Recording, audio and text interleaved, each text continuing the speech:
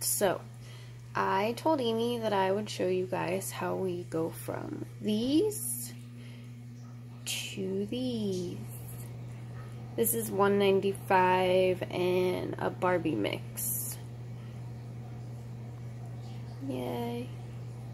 So, what you need, put these down, is poly. I have no clue where my bottle of poly is, my container, but these are just in condiment bottles. Makes life easy. Either painter's tape or a mason jar come in handy to hold your ornament. I don't know what color I want to do yet. I've been sitting here staring at all my colors. I think I want to go with 24. So, 24, very pretty. Just pull your lid.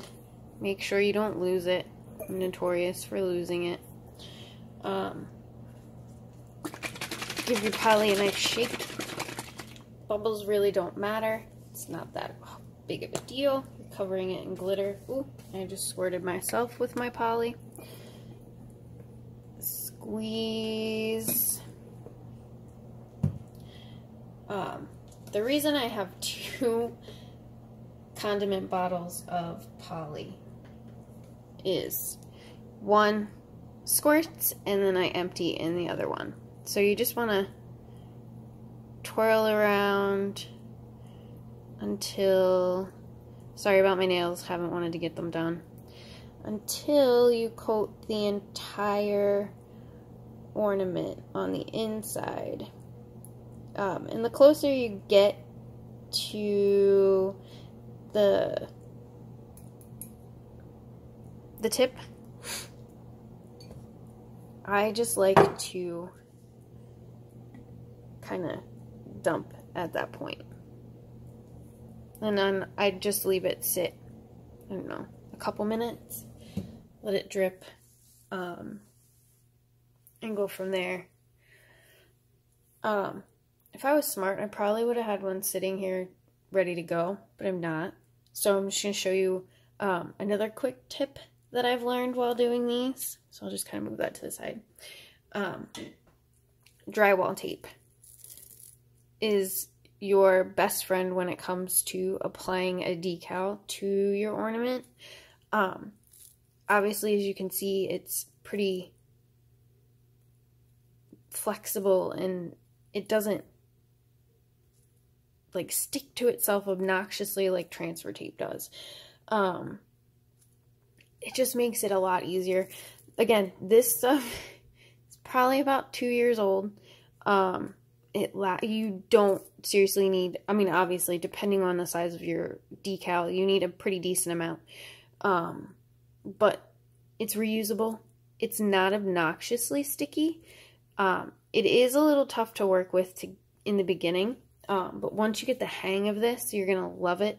I had a piece cut so that I could show you how, here it is, how flexible, like you can pull it and stretch it, and it makes it so much easier to try and put a decal on a curved surface, because you can pull it and stretch it in any way that you want to go with your ornament. Because obviously, unless you're using the flat ones like this, even though they still have a little bit of curve to them, these are easier than these obnoxious giant ones.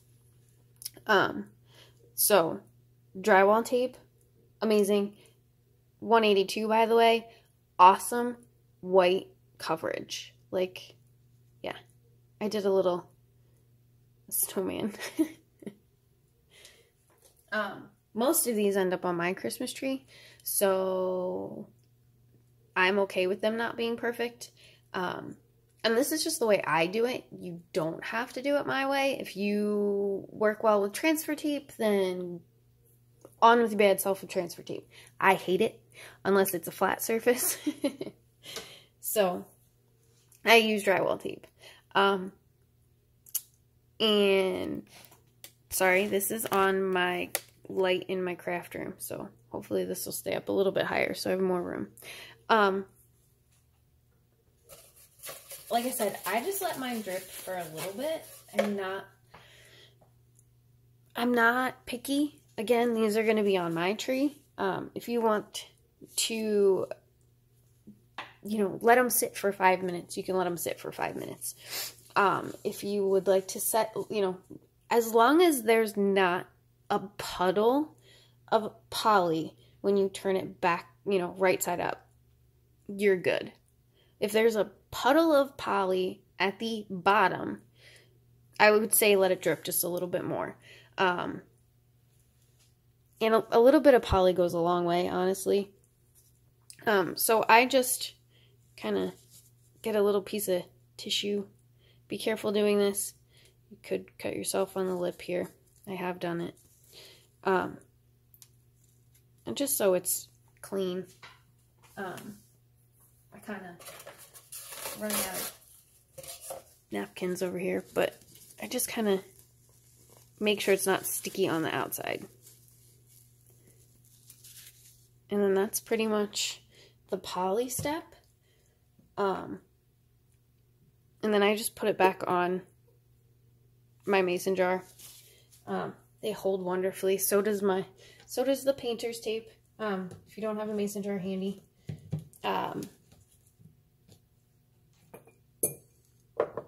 Painter's tape holds it straight up. I mean, anything really would hold it. So, I found these little funnels in Walmart. You probably get them at any craft store. So you just hold that, put that in place. I'm generous with the glitter, only because I want a nice coverage. So, a little bit more. Tap to make sure it's all in there.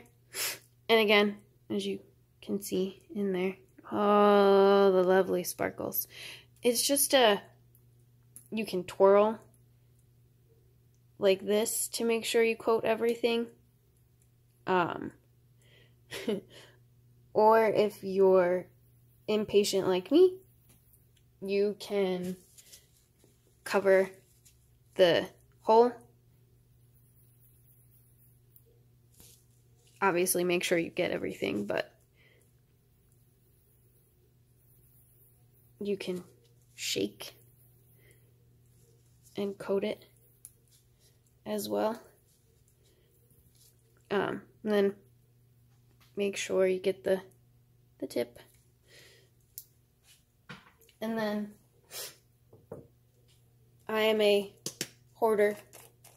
Yes, I know it probably has poly on it, but I will again use this eventually. Oh, sorry. I just put it back. Don't tap too hard. You kind of want to leave it how it is.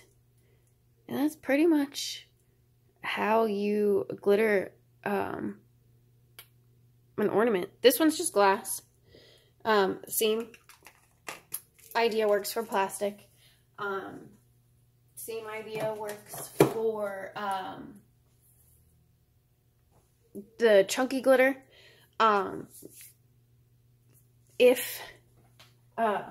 is it? I was doing this one earlier, before I remembered I had to do a video. And Elsa is so sheer that you could kind of see through the whole thing. So what I did was I did a layer of Elsa, and then I did a layer of number 1. And I don't know if you can see it, but wherever Elsa didn't adhere, there's number 1 covering those little holes and those little gaps. So I think this one turned out pretty neat. So number 1 and Elsa, This one is number 24. And yeah, I think they turn out awesome. So that's how I do it. Again, you don't have to follow the way I do it. But if you have any questions, please ask. Don't make too much fun of this video. I'm not one to do these often. But yes, if you have any questions, obviously you know where I get my glitter. Poly I get from Walmart or any home supply store. And the ornaments, oh god, I don't even know where I got these. These have been sitting in my craft room for probably about 1.5 years now. But Michael's, Joann's, Dollar Store, any of those places. Walmart has them. Amazon has them. You can find them anywhere. So yeah, there it is. If you have any questions, just let me know, and I will try my best to answer them. Thanks.